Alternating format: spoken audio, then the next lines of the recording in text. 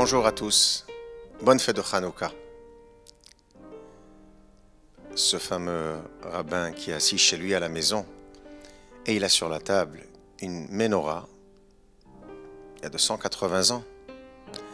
L'invité lui demande, et la nappe que vous avez sur la table, il dit, cette nappe, c'est un héritage de ma grand-mère. Et le petit verre que vous avez en argent, il dit, ça c'est de mon arrière-grand-père. Alors l'invité demande, et le beignet qu'il y a sur la table, ça fait combien de temps que vous l'avez? C'est un héritage? Il dit non, c'est tout frais d'aujourd'hui, il y a à peine 1 heure qu'il est sorti du four. Alors Hanouka, c'est un héritage, c'est une histoire ancienne, un combat des Hashmonaïm avec les Grecs il y a 2000 ans. Quelle est l'actualité de cette histoire pour nous aujourd'hui? Sachez bien que Hanouka est une fête qui se répète, qui se renouvelle, avec un message d'actualité chaque année.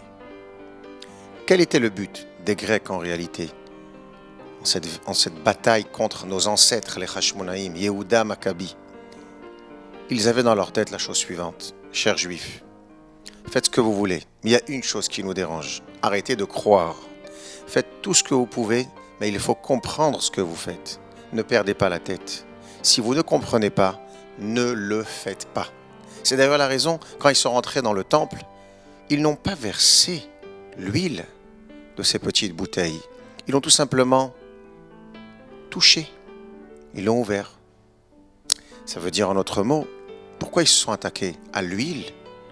Parce que l'huile du Beth Amikdash, de notre temple, devait être sainte et pure pour pouvoir y allumer la menorah. Mais les Grecs ne comprennent pas ce que ça veut dire. Pur et impur, c'est illogique. C'est tout simplement un concept de foi. Le miracle, ils ont donc trouvé cette petite fiole d'huile qu'ils ont allumée avec, bien sûr, 8 jours. Le grand miracle. Le miracle de l'huile. Le message de Hanouka, ce qui nous apprend, ce qui nous enseigne, c'est de savoir d'être comparé à l'huile. L'huile ne se mélange jamais. Elle remonte toujours au-dessus de l'eau ou de n'importe quel liquide. Mais d'autre part, l'huile, c'est quelque chose qui s'éparpille. Bien sûr, une tache d'huile. Le concept est le suivant. D'un côté, nous devons apprendre de l'huile, de toujours savoir être, si on peut dire, élevé. Élevé, ça veut dire toujours se rappeler qui nous sommes. Quelle est notre identité en tant que juif?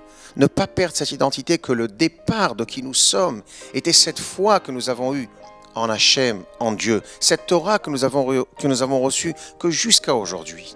Elle est toujours, à chaque moment, éternelle.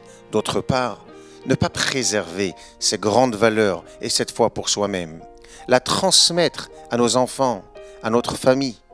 Faire partager ce grand cadeau que Dieu nous a donné, cette opportunité de pouvoir se lier à lui par notre foi qui est notre résistance, qui a toujours fait en sorte que nous n'avons pas seulement battu les Grecs, mais grâce à notre Emouna, nous avons battu tous nos ennemis. C'est ce qui nous fait d'ailleurs aujourd'hui encore juifs. C'est ce que nous disons dans le Alanissim, que nous récitons dans nos prières.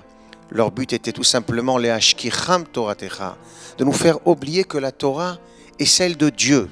Non, la Torah est jolie, mais profitez donc de sa sagesse, non de la foi qu'il y a dans la Torah.